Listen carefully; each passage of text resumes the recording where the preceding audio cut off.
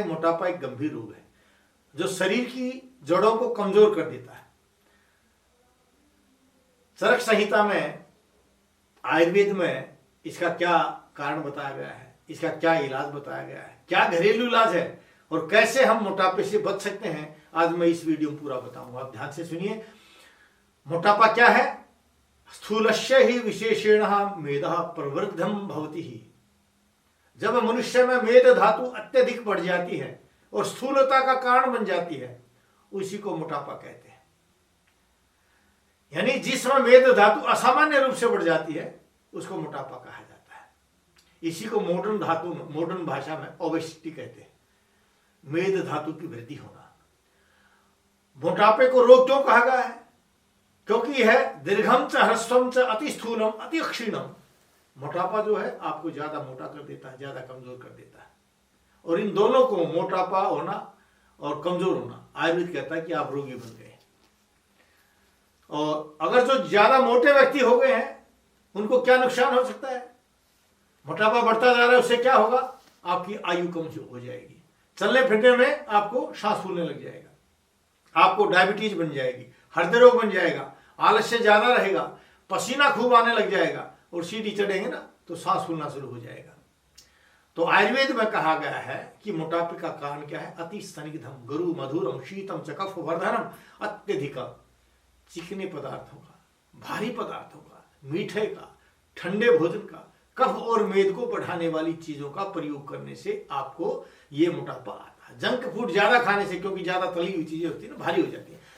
और दिन में सोने से, व्यायाम नहीं करने से और तनाव युक्त ज्यादा टेंशन लेने के कारण ये बीमारी पैदा हो जाती है। इसलिए आयुर्वेद कहता है रोगा सर्वे अपि मंदे अग्नहु, कि सभी रोग अग्नि के मंद हो जाने से बनते हैं। यानी आपकी अग्नि के कमजोर हो जाने से बन जाते हैं। जब शरीर में अधपचा रस, अपक्व रस रह जाता है, वह मेद धातु में बदल जाता है, वही मोटापा बना देता है।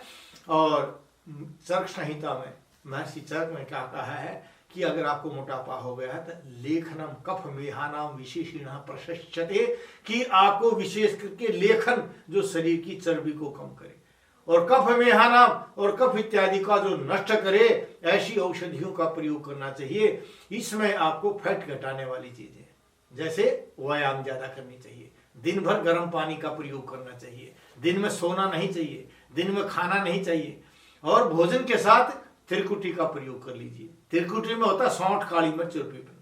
इसलिए आयुर्वेद कहता है दीपनम पाचनम सैव मेद दोष निवारणम, कि अगर मेद दोष का निवारण करना चाहते हैं तो आपको दीपन और पाचन औषधियों का प्रयोग करना चाहिए।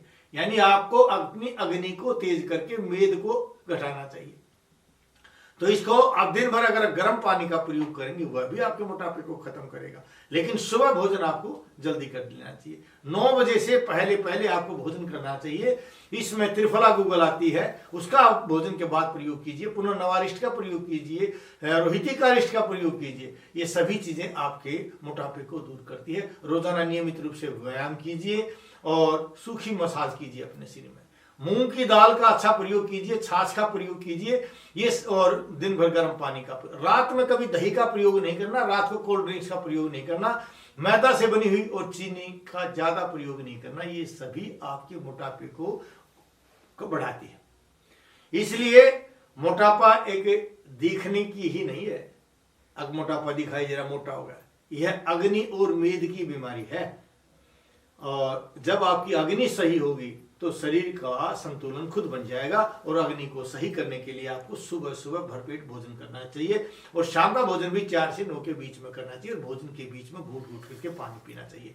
गच्छामि पुनर्मिलनाय जा रहा हूं दोबारा मिलने के लिए इन्हीं भाव के साथ कि आप स्वस्थ रहें, अपने परिवारजन को स्वस्थ रखें, भारतवर्ष को स्वस्थ रखें। जय भारत, जय भारती। नाड़ी परीक्षण कराने के लिए वैद्य जी से मिलिए रोजाना रोहतक में गली नंबर 5 विनय नगर, हुड्डा सेक्टर 1, दूसरी पुलिया के सामने मेन दिल्ली रोड, और दिल्ली में महाराजा अजमेर भवन अध्यापक नगर नजदीक नारायण धर्म कांटा नागलोई। अधिक जानकारी के लिए संपर्क करें 8595299299 या 7428299299।